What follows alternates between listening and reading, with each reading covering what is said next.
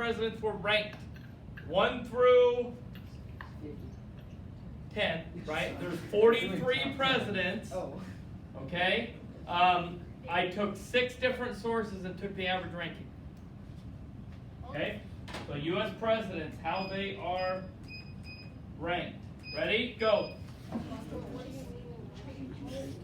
Best would be number 1. 10th best would be number 10. 43rd best would be number 43. He abolished slavery.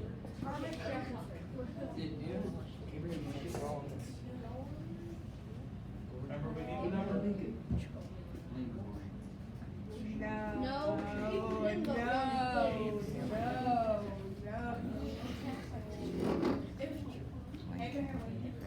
JFK.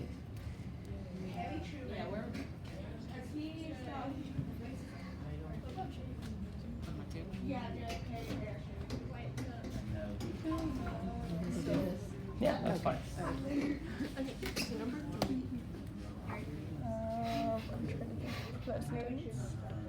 We can exclude Nixon. Still in here. You still can't hear me very well? Thomas Jefferson. Yeah. He kept us out of World War II. 2 minutes. 2 minutes. Not Nixon. Theodore and was the other Roosevelt?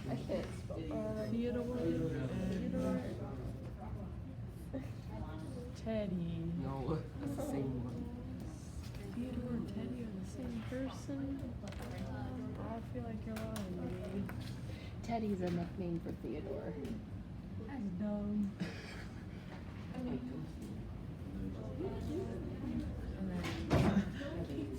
Then Roosevelt. Where's the other one? And then Teddy. Wait, no, we said Teddy at 8, and then we said Franklin. Straight to him.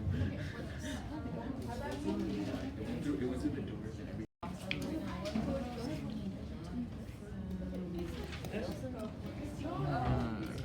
What's the one on the demo? Under a minute. What's another phrase?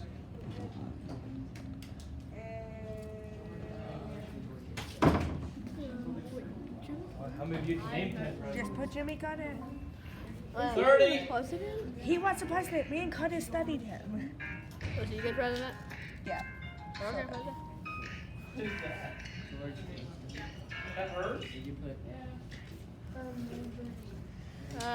put Jimmy Hugh Carter? Jimmy Carter, why not? 7.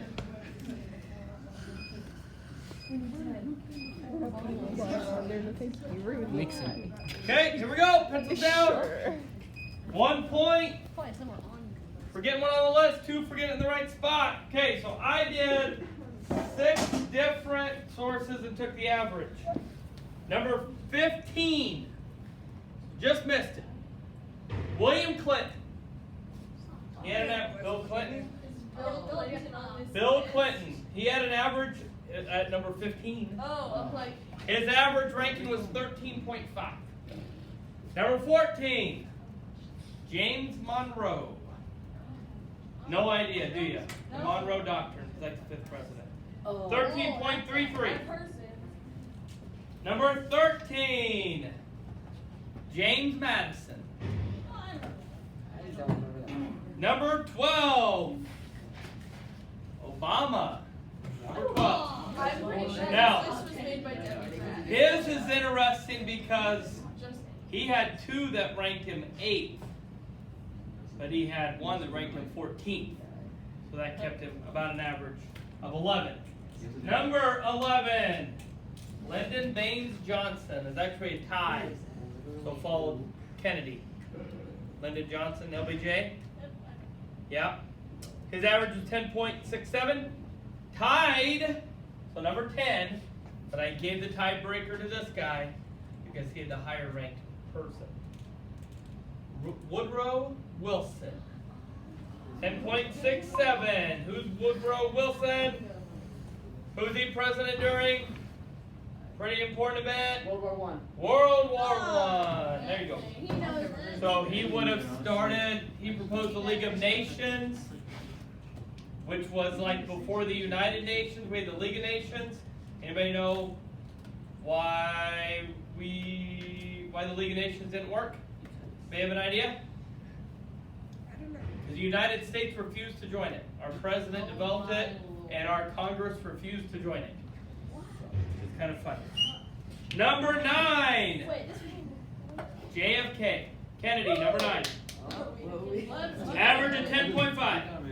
Kennedy's rankings are interesting too because his highest was 7th and his lowest was 16th. That's a big gap, right? But he wasn't president for very long either. A couple years. 2 years? Got a century, didn't Yes, he did. Number 8. Ronald Reagan. Who actually had an average of 9. Reagan's were consistent. It was 9, 9, 8, 9, 10, 9. So you can see that they're really consistent. It might be a coincidence, but the guy that ranked JFK the highest also ranked Reagan the lowest. Democrat, Republican, I don't know. Might be why. Number 7, 6.67 average. Harry Truman. Harry S. Truman, who was president at the end of... Racism. Segregation. It's into racism. At the end. Oh, no. President at the end of... No. What event? Civil War. No. World War II. Harry S. Truman had a lot of 6s. 7. Number 6. So kind of the same era, actually right after Truman. I know who the president was right after Truman? Dwight D. Eisenhower. He was a general. His average was 6. 5 and 7 were his lowest high. The interesting thing about Dwight D. Eisenhower is, so he was the main general in Europe in World War II, right? The lead general for the Allied forces. He was not registered to a political party. So he was not a Democrat, he was not a Republican, he was not anything at the end of World War II. During World War II. So at the end of World War II, both parties came to Dwight D. Eisenhower and said, hey, join our party, join our party, join our party. Because they knew that he would win the presidency. All he had to do was run. Didn't matter who he ran for, he was going to win. And he ended up being a Republican. So he won as a Republican. And did a lot of civil rights and did the interstate. We have interstates because of Dwight D. Eisenhower. Number 5. Thomas Jefferson. 5.67. His are 5 and 7. The great thing about Thomas Jefferson, being president was his least favorite job. On his gravestone, it says like 3 things that he did. It says, what writer of the Declaration of Independence? It says, representative from Virginia, maybe. And it says, founder of the University of Virginia. Thomas Jefferson founded the University of Virginia. It does not even say that he was president on his own gravestone. Because he didn't really like it very much. Because he didn't like how much lack of power he had. Number 4. With an average of 4, and everybody ranked him with 4s. Pretty fitting. Theodore Roosevelt. We actually had that. Teddy Roosevelt, who took over because of an assassination. McKinley's assassinated, Roosevelt takes over, finishes that term 3 years, runs 4 more, hands off the reins to Taft. Hey guys, thank you. And Taft, who's his vice president, is president, and he hates Taft. They were friends, and then he's like, you're doing the opposite of what I told you to do. So then what did Roosevelt do? He ran again for president 4 years later. The Republicans wouldn't nominate him. Anybody know the name of the party he started? perhaps the greatest name for a political party ever. Ah. The Bull Moose Party. So he starts the Bull Moose Party in 1912, which steals votes from the Republicans. So Taft loses because Roosevelt won, which allows Woodrow Wilson to win the presidency, and he's president during World War I. It could have been Taft, it could have been Roosevelt. Pretty unique. I bet we would have gone to war a lot earlier if it was well. Number 3. Pretty much a consensus number 3. Someone did vote number 2. I have seen him ranked number 1 though. FDR, Franklin Delano Roosevelt. Roosevelt's go back to back there. They're cousins down the line. 2.83 was his average. Number 2. Straight one voted them a 1. The rest voted them 2s. Washington. What number? 1 or 2? He's number 2. Average of 1.83. And number 1, not really surprised usually, although I have seen polls that have him lower, 3 or 4. And one person did vote him 3rd on here. Abraham Lincoln. 1.33. Now, the interesting thing, so Lincoln, if you look at the worst presidents in history, you look at the worst presidents generally in history, the guy that served right before Lincoln is, if you add up the numbers, is the 2nd worst president in history. And the guy that served after him is the worst president in history. Andrew Johnson. So he was the first president impeached. Right? And the guy before him pretty much ignored everything and let the Civil War just happen. Like, oh, Civil War's gonna start? Oh, see you later. Good luck, Abe. James Buchanan. Right? They're considered the worst 2 presidents in history. And right before and right after. Right? So Lincoln definitely, obviously, the type. Okay, what do we got? 7. 7. 6. 6. Oh boy, we got a tie. Okay, here we go. Tiebreaker.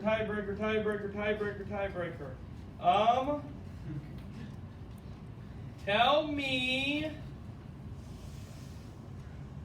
So closest to it. How many days was Abraham Lincoln in office?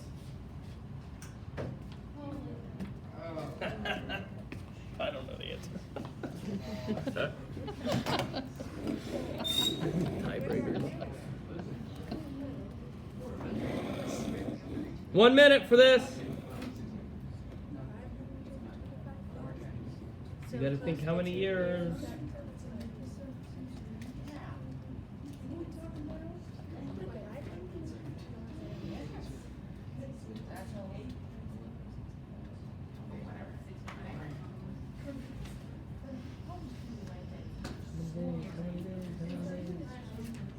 Oh, they're gonna give me the number of days. There's gotta be something that says the number of days. I know. I think so. Well, I know how I can calculate it. I don't like it. I don't know what I'm gonna have to do. Okay, we got it? 3, 2, 1. This is my calculator. Hold on. What are you doing now? Equations. What do you got? 650. What do you got? 785. You're way closer, guys. 1,503 days. He didn't serve for 4 years. You said 1,200. And how many days are in a year? 365. So 365 times 4, leap year, plus 1. And he died 42 days into his 2nd term. 1,503 days. Wow. Okay? Question.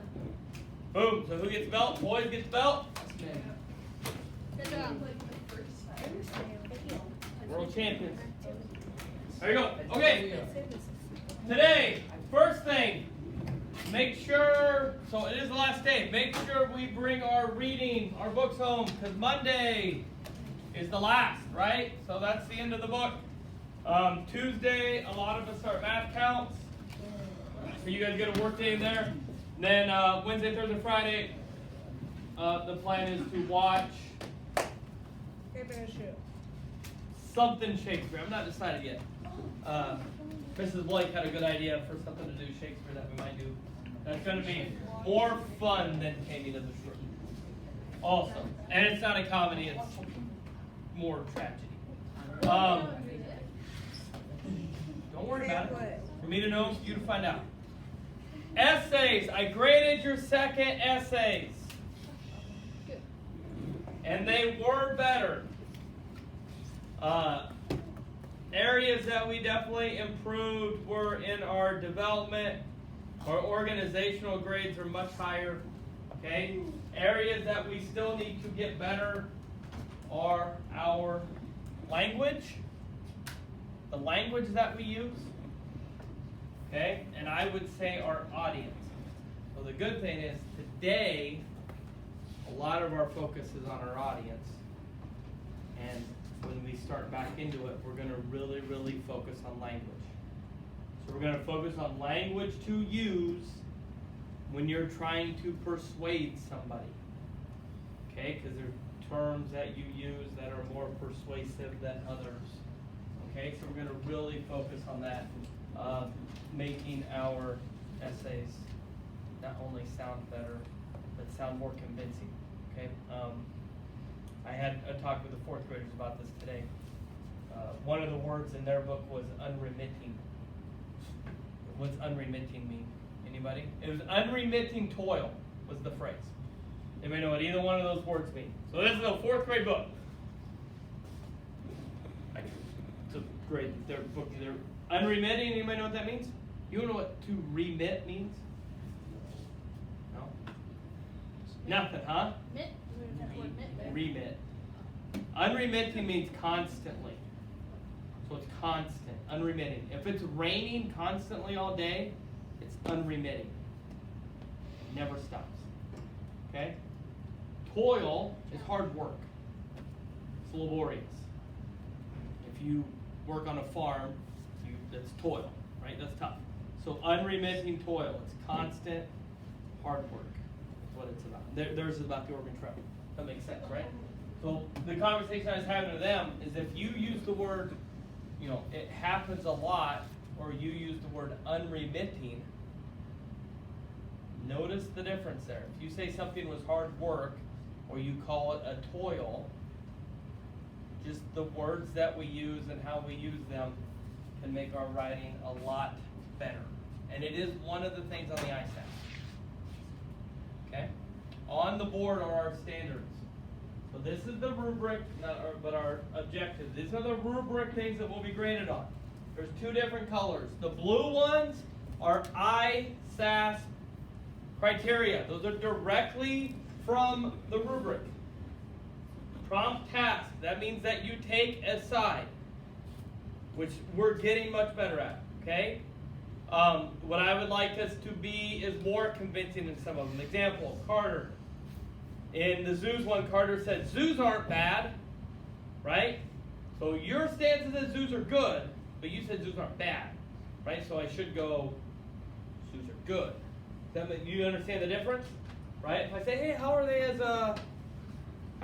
a baseball player? Oh, they're not bad, right? Are you saying they're good?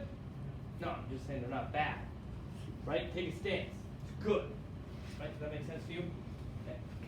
Thesis is not on there, but it's something that we're really focusing on this whole year, is doing our thesis. Okay, making sure that it's in that introduction, making sure that it's clear, all the things that we went over. Organization, we're getting much better at that. Our introduction and our conclusions and our organized statements. The thing that we really need to work on is our transitions, which I told you we're going to focus on later. Development, that's your facts. So we did better on that. I think having the resource right in front of us probably helped us. I don't know how many people put the fact about with the onyx at the Phoenix Zoo. I think a lot of people did. I think I read it 6 times. So that's good that we're putting actual precision facts in there. Remember when we first started this, one of the strategies that someone had for persuasive essays are make It's data-driven. Fact-driven. That's one of our strategies. Audience, that's something we need to work on, is who are we going after? Okay, and that's something we're going to work on today. Who are we trying to convince? Okay, you're trying to convince your parents, you're trying to convince a room full of voters, you're trying to convince the school board. Like, who's your audience? Is your audience already on your side some, and you just need to push them over the top? Are they against you, and you need to kind of maybe pull them to the middle? Right? Because that makes a difference of how we talk. Language, and I added word usage too. They're kind of the same. And then the last one is our mug errors, mechanics, usage and grammar, spelling, sentence structure. I didn't grade heavy for that in these essays because you didn't have time to edit. But your final one, it will be. Question on that? So today, our focus is on audience. We also have a focus on development. The task we're doing today is really focused on those two areas. Boom. Questions? Okay, so what I've done, what we're going to do, we're going to talk about oppositional research. What is oppositional research? Yes? Like research counter arguments to your argument. So you're going to research the opposite side. Where do you think this is used? Where would someone use this? Where would someone use this strategy? Because there is a job where this is your job. This is all you do. You can get paid a lot of money just to do this. Where might we do that? Yep. Politics. Big time. Okay? I'm running for president. I hire people to research what others are going to say about me. Right? In sports terms, we call it self-scouting. So like if we're playing a football game, we'll watch who we're playing to know what plays they run and stuff like that. But we also watch ourselves, okay, to know how the defense is going to attack us. You have to self-scout. You have to know where you're weak so that you can fix it. Okay? Or else, right, if you don't know where your boat's weak before you throw it in the ocean, guess what's going to happen to your boat? It's going to sink. Same thing's going to happen to your argument. You don't know where it's weak, and you don't attack those before, then you could be in trouble. A couple of you did a really good job in your 30-minute essays where you said, I know that people think zoos are bad because of this, but then you were able to turn it on. Okay, you were able to turn that away. You've got to be able to do the same thing. Not only in politics, but you do this naturally. When you ask your parents for something, like you know what their arguments are against it are going to be, and you try to have an argument ready for that. Right? Can I go to the movies with one? Right? And you know what your parents are going to say. Well, it's a school night. And you already have it ready. Well, I already have my homework done. And da-da-da-da-da-da-da. Right? It's a 5 o'clock movie. We'll be home by 8. You have your argument ready to go.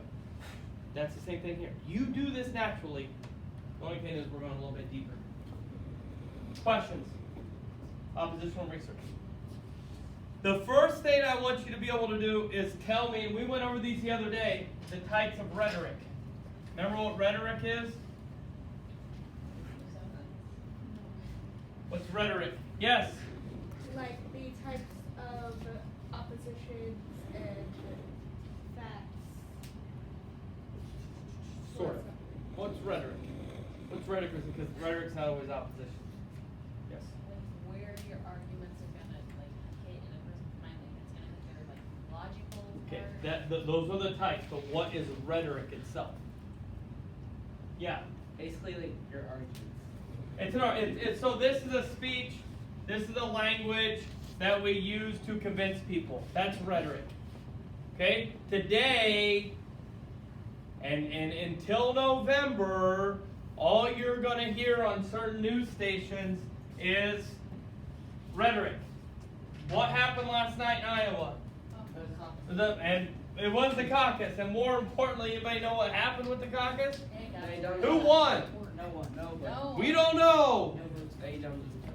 Right? So do you know what they're doing right now? They're hand counting every single vote. So think about this. I listened to the news this morning, and 3 different Democratic candidates announced that they won it. 3 different ones. Is it possible that they all 3 won? No, not possible. They all could have gotten delegates, right? All 3 of them didn't win. No way. But all 3 of them say that because you know how our news cycle works? 30 seconds and it's over. No one, Elizabeth Warren stands there and says she won, and everybody hears that on the news and like, oh, Elizabeth Warren won Iowa. And then tomorrow they come out and say, well, she actually finished 4th place. No one's going to remember the 4th place, and anybody ever remembers that she said she won, right? And what do you think the Republicans are saying about it? Look at the Democrats messing up this caucus, right? Man, they can't figure themselves out. That is rhetoric. That's all you're going to hear. Okay, so just prepare yourself. The types of rhetoric, and this goes back to the Aristotle lesson that we had. Okay, so you need to identify how people are going to attack you because your issue is dependent on how they're going to attack you. Okay, so the first one was ethos. You remember what ethos was? Ethos sounds like ethics. So this is our Morals. yes, good. To keep it simple, it's our character. Right? Our morals, our ethics. They're going to attack your ethics, they're going to attack your morals. Okay, they're going to build a character or credibility. Right? There's been a lot of people attacking political people's credibility. Right? They're a crook, they're shady, whatever it is. Okay? That's attacking someone's character. Okay? Our next one is logos. Did you know it? No? Yeah, that's our logic. Okay, so you attack the logic. Okay? Appeal to reason. Okay, a lot of times we're going to use data. This is where we use facts. So this is logic. 3. Pathos. What's pathos? Emotions. Yeah, that's our emotions. Okay, our experience. Okay, our experience, our emotions. And last one. Something starts with a K. It does. Kaios. And it is appealing to our, yeah, it's opportunity. So did some people use some rhetoric for opportunity last night? Today? Yeah. Opportunity. Now not only is this opportunity of the moment, it's opportunity of the crowd too. If I'm in front of a bunch of union coal miners, I might talk about union wages and how the big business try to hold the worker down, right? You're going to appeal to who the crowd is also. So that's where you really need to know your audience. Who's it going to be? Okay? So the first thing you're going to do is identify which one they're going to attack from you. Okay? We're going to partner up. You and your partner are going to spend a certain amount of time on one of you, a certain amount of time on the other. You're going to want paper to write it down, but you're going to add it on Google Forms. I'm adding a form, and you're going to type 2 arguments that your opponent might use. And then how you're going to counter it.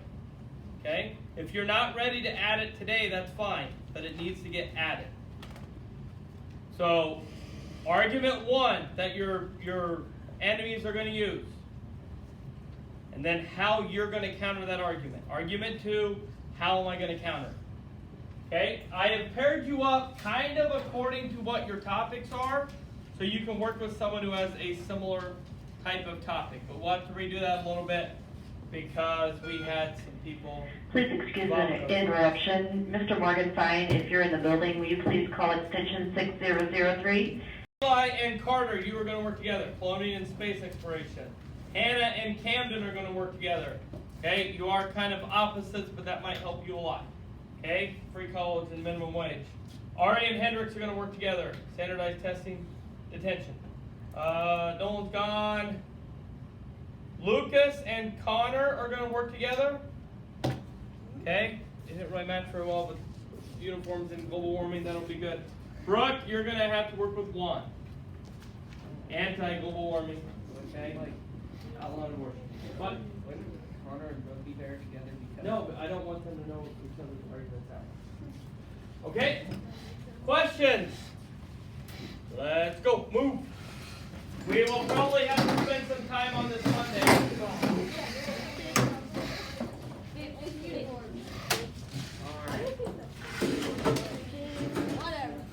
Did your partner? Move over there, move over there. Brooke, move over there. So listen, you're only going to get 3 minutes to work on each one, but we'll do this again Monday. We'll spend more time Monday. So start on one of yours. Only one of you needs to write. Okay, who are you going to start on? Cloning. Good. Start on his. Go. And she's global warming is fake. Okay, so only work on one of them right now, and then switch in about 2 minutes. Work on one of them and then switch in about 3 minutes. Okay. We're gonna run out of time. No free college. Okay. Spend more on this one. You need to figure out people for standardized testing. What argument are we going to do? People that are against detention, what argument? Do you understand anything about space? How rich resources are on Earth? You can write very brief. You don't need a lot of information on it. You'll understand what it means.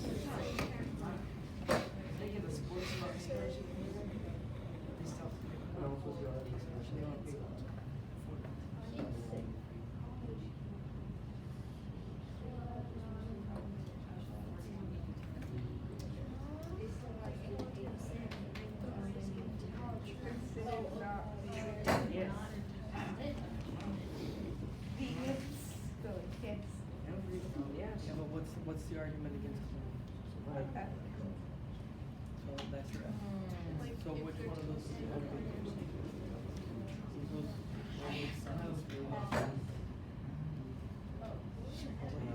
Ethical, right? Character. Why is it unethical?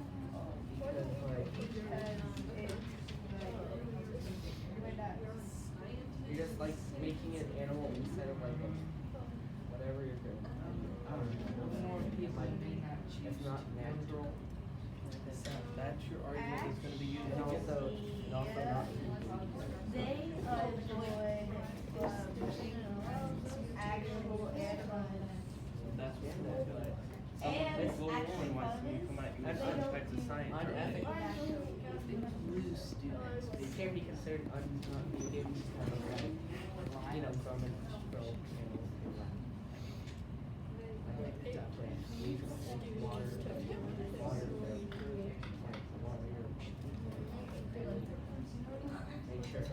Would you say $400? So the people that say college should be free, why do they think college?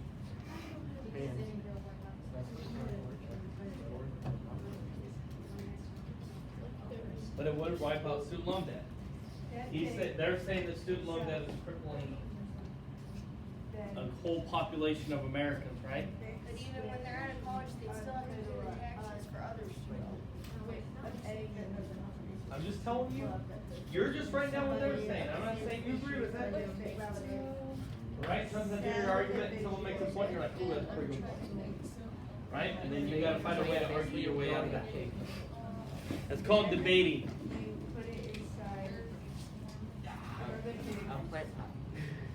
So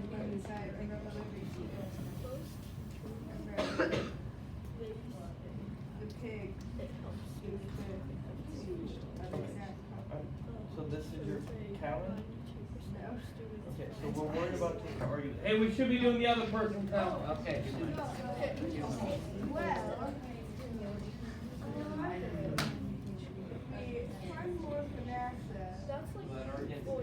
There won't be enough for other programs. Yeah. Is that what you're going to say?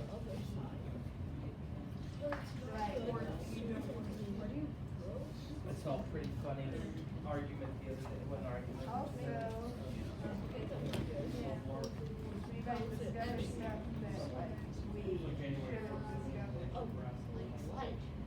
What is there not?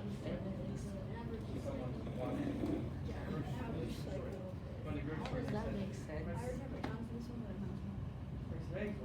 We discover something that's not meant to discover.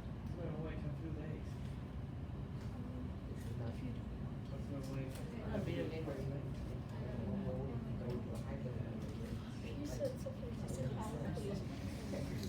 Well, it's gonna take a while.